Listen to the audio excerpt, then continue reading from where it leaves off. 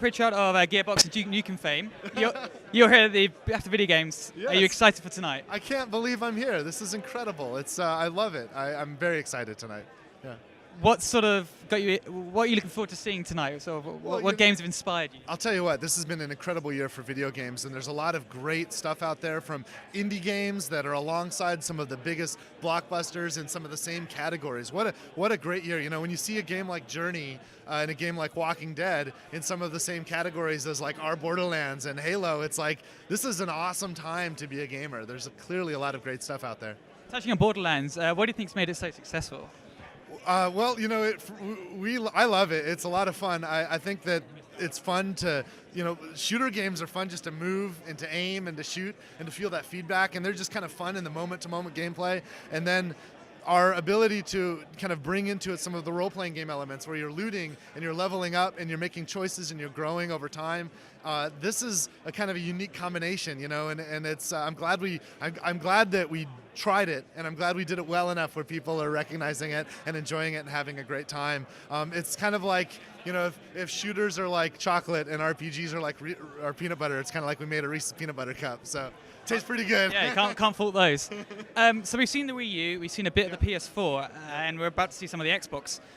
What do you see coming in those consoles? What do you see what's coming next? What do you think is the big wow factor that's going to appear? Well, as you know, software developers, we're always excited about having more power. There's a lot of that. There's just so many things we can do, and not just in visuals, but in other aspects of the simulation. I mean, I think especially as we've come to the end of the life cycle, a lot of our ambitions, a lot of our wishes for what we could do in our games have been a bit constrained. You know, at the beginning there was so much room for optimization, so many ways we could use the hardware, but now we're feeling a bit constrained. So it'll be nice to move that bar ahead again, and I'm really excited about it. In addition, you know, we're going to get a lot of natural innovation that comes from some of the new, you know, things people are playing around with input and feedback, and we'll also get some other innovation coming from just the nature of connectivity.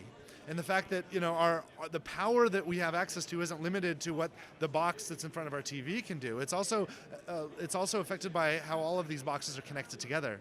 And this is kind of a new thing that this did not exist at the dawn of the previous generation. So this is really exciting. You touched on input factors there. So you had like the Wiimote was huge, and then moved on to like the Kinect. Yeah. How can you see that maybe evolving? What would you think could be next? Well, you know, if you take some of these.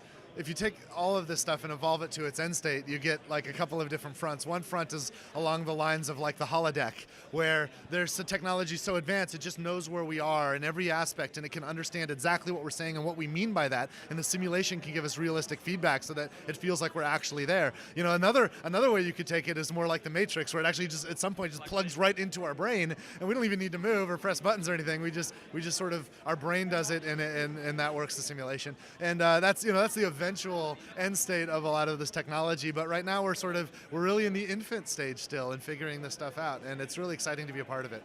And just quickly to finish off, if you had some spare time in your hands, what game do you pick up and play that's not your own? Oh wow, well, I'll tell you right now, I have been just completely enraptured by Ni no Kuni, which is it's like a Studio Ghibli and Level 5 collaboration. Just incredible. I cannot wait to play BioShock Infinite. The final version is coming very, very soon. I did have Ken invited me up, and I had an opportunity to play it a few months ago, and it was unbelievable, and I cannot wait to play see how it's all come together and see the final polished version.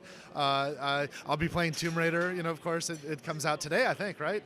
And then there's a lot of other great games. I'm looking forward to the next Gears of War game, and there's a lot of big stuff, and there's also a lot of neat things that I'm looking forward to from some of our favorites in the indie scene. So it's just so much to look forward to.